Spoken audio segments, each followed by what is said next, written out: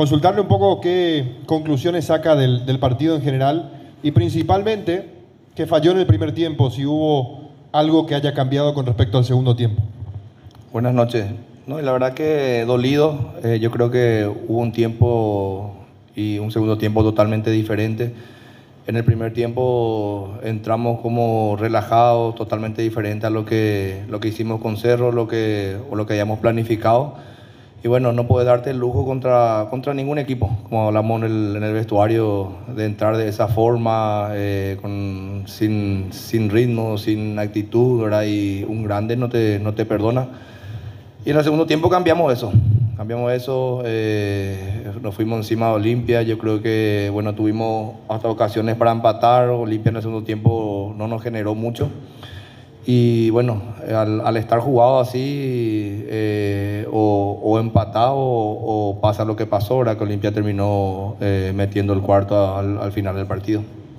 Profesor Iván Alexis para Entretiempo Radio por la Deportiva 1120M. Preguntarle si usted considera que la eficacia fue el elemento que le faltó a su equipo para cambiar la historia del partido y también cómo vio los penales que se cobró tanto a favor como en contra de su equipo. No, yo creo que la actitud. No puede entrar desconcentrado de la manera que nosotros entramos en el primer tiempo, donde Olimpia prácticamente a un ritmo de práctica nos hizo los 3 goles. Y después tuvimos que remar de atrás. Y los penales es difícil de ver, todavía no analicé bien, no miré la jugada. Lo que nosotros sí reclamamos por ahí fue una falta, un estirón ahí en el medio campo en la jugada de Laucha, que viene el contragolpe de Olimpia y cobra el penal, ¿verdad? Entonces hay que analizar bien, no puedo hablar y ser irresponsable ahora de decir eso. Sí, esa jugada previa me pareció falta, pero bueno, estamos dolidos, no estamos contentos con el rendimiento del primer tiempo y bueno, otras cosas que mejorar, y ahora tenemos una final ante General. José, buenas noches para Fútbol a lo Grande. Quizás para revertir esa imagen que presentaron en el primer tiempo, ¿ayudó mucho el hecho de tener un segundo punta con Alex Álvarez o exclusivamente pasó por el tema de la actitud, la predisposición que tuvieron los jugadores?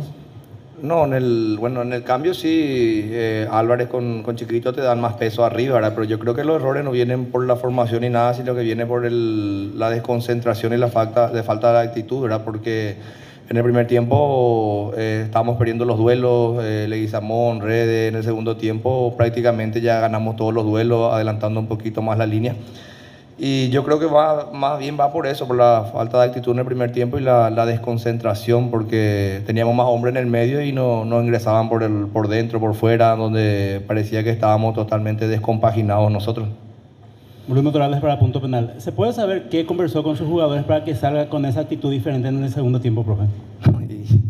Hablamos realmente de lo que nosotros nos jugamos, de lo que fuimos el partido anterior, ¿verdad? Que era totalmente otra cara, que no nos podíamos dar el lujo de achicarnos, de meter el equipo atrás, como se dice, de no ganar los duelos, de que salgamos a arriesgar total.